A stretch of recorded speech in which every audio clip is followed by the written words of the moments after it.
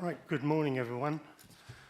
Welcome to Councillor Coles. You've replaced Councillor Coucher. And to Councillor Littlewood, who's subbing for Sarah Waller-Huggins. Have there been any apologies? Yes, good morning, Chair. We have apologies from Councillor Wally-Hoggins and Councillor Littlewood is joining us as substitute. Right, are there any disclosures of interest relevant to items on the agenda? Councillor Cole. Sorry. Thank you, Chair. I mean, I don't know whether I need to clear it, but I thought I'd check with you as portfolio holder of housing, custom and services. I might be seen to have an interest in the issue. Okay. Right, thank you. And Chair, just on behalf of staff, but there's a policy statement here. I don't think it precludes us from actually contributing to the debate, but just obviously it affects all staff. Thank you. The minutes of the meeting on the 26th of November are tabled. Can we accept them as a true record of what took place? It's sort of proposed by Councillor Alcock, seconded by Councillor Perry. Thank you.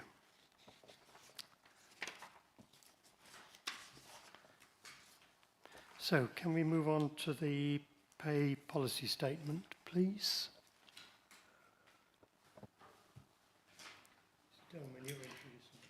Thank you, Chair. Morning, everyone. So this is the pay policy statement annual review for this year. Those of you who've been on the committee a while might remember that this first came about in 2012 as part of the Localism Act. And we have to renew this annually. So what this does is that it doesn't suggest or recommend any changes to the pay policy, but rather it describes what we have already got in place and agreed. There are a number of matters which we are obliged legally to include in it, which are listed in 1.3. So the level and elements of remuneration for chief officers, the ratios and remuneration of lowest paid employees, and the relationship and ratios therein, and also other aspects of senior managers' pay. Since we started this in 2012, we took the view that we wanted to provide more information rather than less information.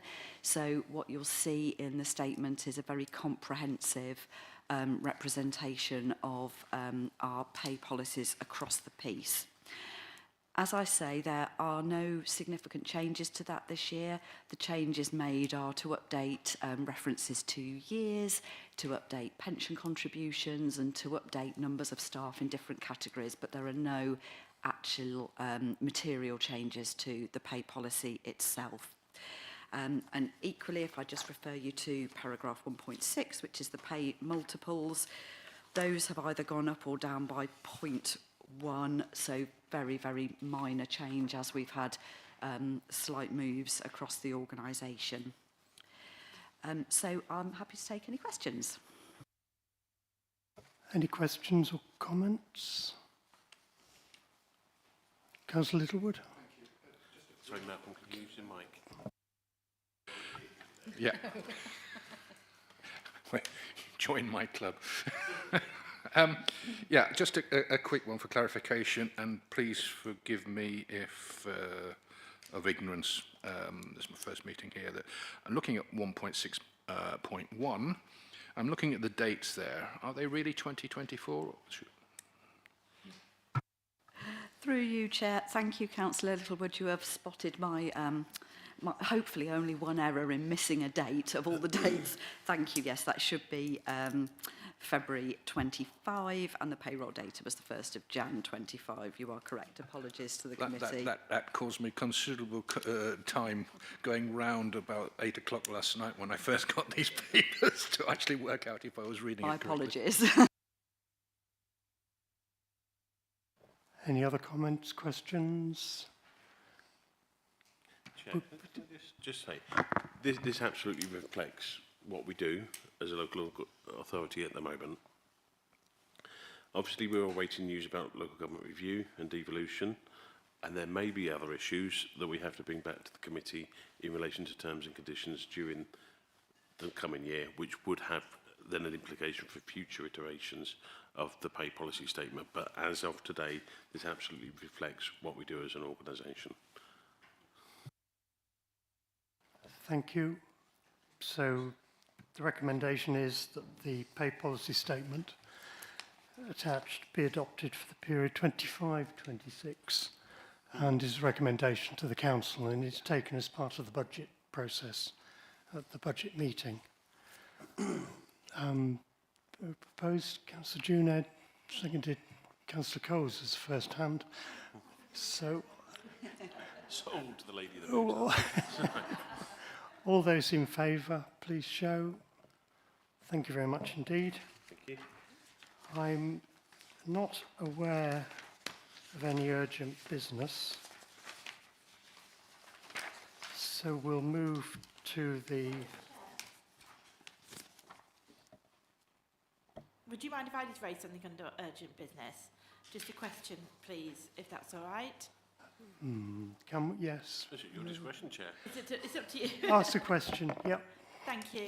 As you've just mentioned, David, about the devolution of the white paper, how are the employees of Stratford District Council feeling about this? I am concerned that it's very up in the air for us, but just as much for the people that we employ here. And I was just concerned about how the feeling is about it, and are people anxious? Okay. Of course they're anxious, Chair, through you. And we've had very well attended staff briefings since the 16th of December. At the moment, we're still awaiting confirmation. You'll see my message this morning. We were expecting a letter by the end of January. Every member of staff knows we were also expecting a letter by the end of January to give us some kind of confirmation of the period that we've got left. The kind of issues that we've been saying to staff is that we're going to continue as much as we can as business as usual, and we will be recruiting into posts permanently still. We've had some really good interest so far in relation to the vacancy for the head of service that we've got out at the moment. We will be developing staff as well and providing as much training as we possibly can. And there's also the reassurance that the successor authority, whatever that may be, staff will transfer into that successor authority. I've had conversations with West Northants Council, and 4 years nearly after their transition, they're still working on that kind of bringing together terms and conditions and harmonising workforce across the piece. So yes, it is a concern, and people love working for Stratford-on-Avon District Council, but the reality is that in April 27 or April 28, the organisation will no longer exist. And I think people, I mean, that was a terrible message to have to give on the 18th of December to all staff. But, you know, I'm really proud of our workforce, and they will do well wherever that we end up as a, well, they, I'm the one that doesn't transfer, whatever happens in the future. And look, Chair, there will be a report to a future meeting, because HR, we've asked HR to put together some options for us to consider to ensure that we can retain as much staff as we possibly can as a council. Yeah, we've asked for that to come for a future meeting on recruitment and retention while we go through the change process.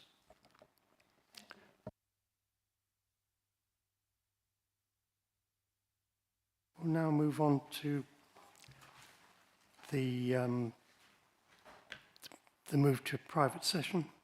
So can I move that pursuant to section 100A brackets 4 of the Local Government Act 1972 as amended, the public be excluded for the remaining business of the meeting in view of the fact that the nature of the proceedings will be such that if the public were present, there would be likely to be disclosure to them of exempt information under paragraph 3 of part 1 of schedule 12A to the said act as amended.